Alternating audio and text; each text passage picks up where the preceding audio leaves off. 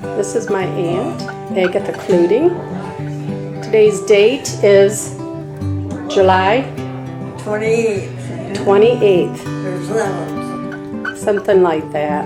Something like that. We're here celebrating the fact that she's 101, and she is one of the Michigan women, the Rosie the Riveters. Can you tell us how you decided to join? Did you read about it? You don't remember? No?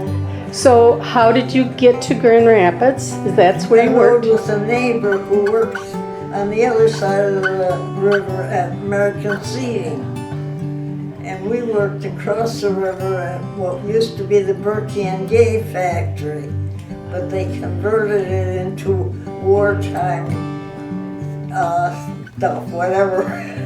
What were you making at that factory? We were making, I don't know, big sheets of, so they were made out of rubber, but I don't know. And we had to put rivets in them or something. She said that she was 16 when Pearl Harbor happened, and she was at a local grocery store eating ice cream when they found out. But at 16, she was too young to join the war effort. And then she had to wait till 18 before she was allowed to go to the factory. How long did you work at the factory? Just a couple months each year in the winter, because I was a farmer and I had to be out on a farm. The heck with the city stuff. Okay. So this is a pretty special day for you. There's a big crowd out there. There's a big crowd out there for you. Yes, there is. Hi, Agatha. Hi. How are you today? Fine. Well, I only worked a couple months. Okay. Then I went back to the farm. Yeah, but after the second year, was the war over, or they didn't need you I anymore? just went somewhere else. I went to Coopersville to work then. Okay. Because we had a factory in Coopersville I worked at. Yeah, you ran a machine there. You were old enough to run a machine then.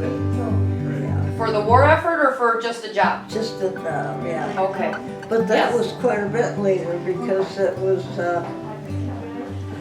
Dad was working there too, but he wasn't old enough. Yeah. He couldn't run a machine, so he was a stock chaser. Yeah. Recognize them.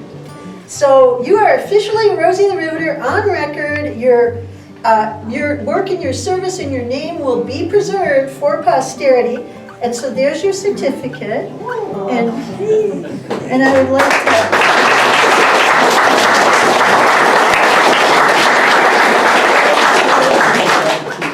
Then I would like to give you another some one. more polka dots, because we can never have enough polka dots.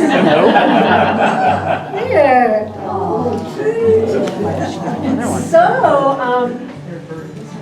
So, yeah, you're welcome. So, you're not the only ones who honor you as a Rosie the Riveter. On April the 10th of 2024, something very, very special happened in Washington, D.C. The Rosie the Riveters of World War II were awarded, collectively and symbolically, the Congressional Gold Medal. Now, only one gold medal was struck. It's about this big, it's solid gold, and it lives in Washington at the National History Museum. However, the U.S. Mint makes available an official bronze replica of the Congressional Gold Medal for the Rosies.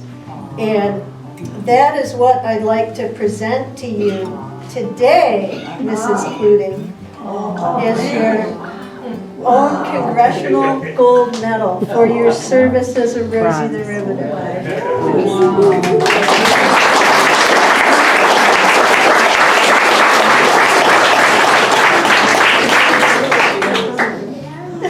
That's really neat. And you can, it's like on there with some stick-on, you can take it off. It's a little hard, but you can pop it off, you can see both sides. You can put it back, you can put it in a case, you can put it in your pocket, whatever you want to do. Thank you much. Oh, you're welcome. So I would like to read for you today the words that were spoken in Washington when the Rosie the Riveters were awarded the Congressional Gold Medal. So these were the words of Speaker of the House Mike Johnson on April 10th, 2024 at the Capitol in Washington, D.C. Okay, so you have to pretend I'm Speaker of the House Mike Johnson. My colleagues in Congress, friends, family, and of course our Rosies, because there were about 24 living Rosie the Riveters present that day. It's my honor to welcome you here to the Capitol for today's historic occasion. The Congressional Gold Medal is the highest award this body can award to any group or individual. Fewer than 200 gold medals have been issued in our country's nearly 250-year history. But today, pursuant to H.R. 1773, that's the bill, that's the House bill, I have the distinct honor of presenting this medal to Rosie the Riveter, the women who worked or volunteered in support of the war efforts during World War II.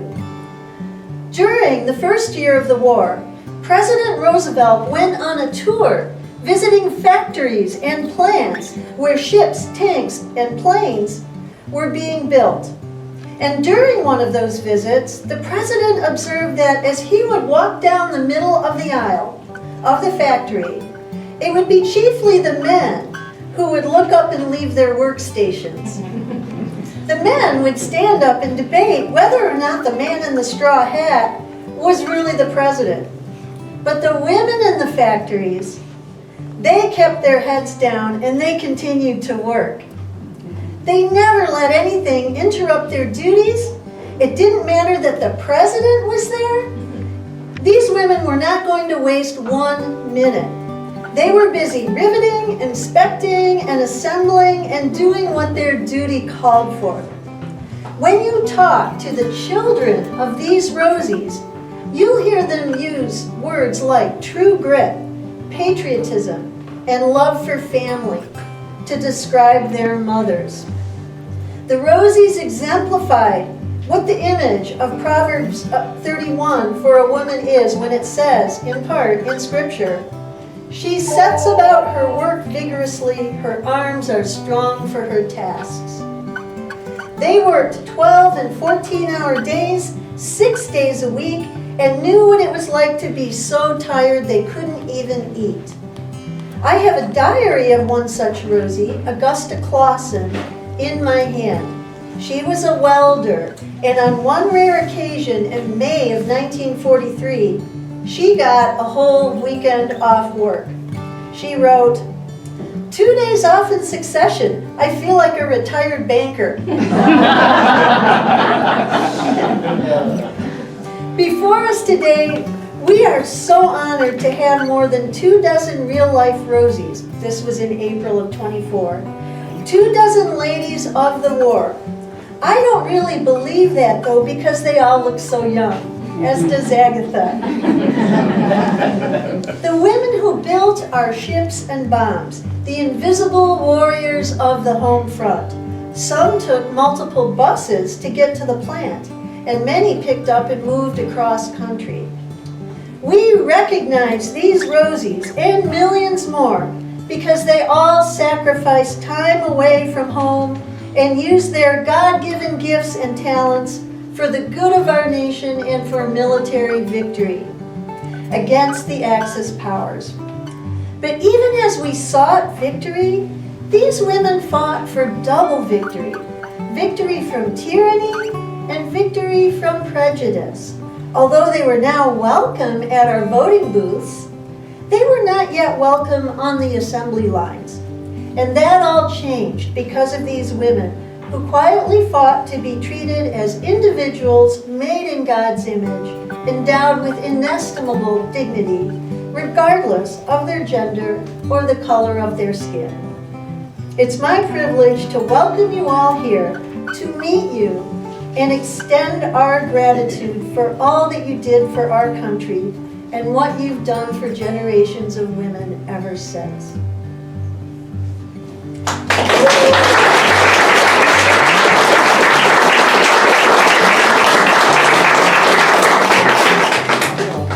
So those were the words spoken in Washington a little over 2 years ago by Congress to the Rosie the Riveters. Agatha, did you ever expect that you would get the Congressional Gold Medal? Oh, no, whoa. I was just a kid. Yeah, you were just a kid, and you were just doing what you were asked to do, right? Didn't know what this was all about. Yeah. All we had was a little radio about that high. That's all we knew about the war anyhow. Yeah. What came out? A voice that came out of a little box was all you knew, right? Yeah. Yeah. Well, you guys did it. You did it. We could not have won the war without you. And Donald Nelson, who was our Secretary of War at the time, called it a remarkable demonstration of power and called it a production miracle, all of the planes and bombs and tanks that we built.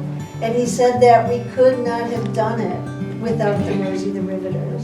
Without the Rosie the Riveter. That's great. Yeah. So Agatha, is there anything you'd like to tell us? Like, what's your secret to being such a reaching this age and being no secrets of such a wonderful person? And look at all the friends and family that have come out to. Can't believe how many people are here. This is great. Yeah. Well, let's everyone give a big hand.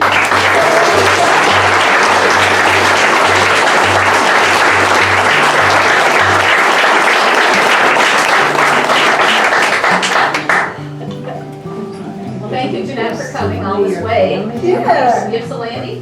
Yep, Ypsilanti. It was a beautiful drive. Yeah, oh, it is. And the barn's like, shoulder high at least, right? Well, we're gonna take a few pictures here with Mom, and then, so everybody stick around. There's coffee, water, we'll cut a cake here in a few minutes, so hang around and congratulate Ribbon. Ribbon with Rosie.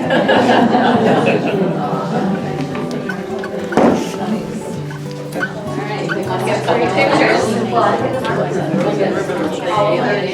Yes, I will.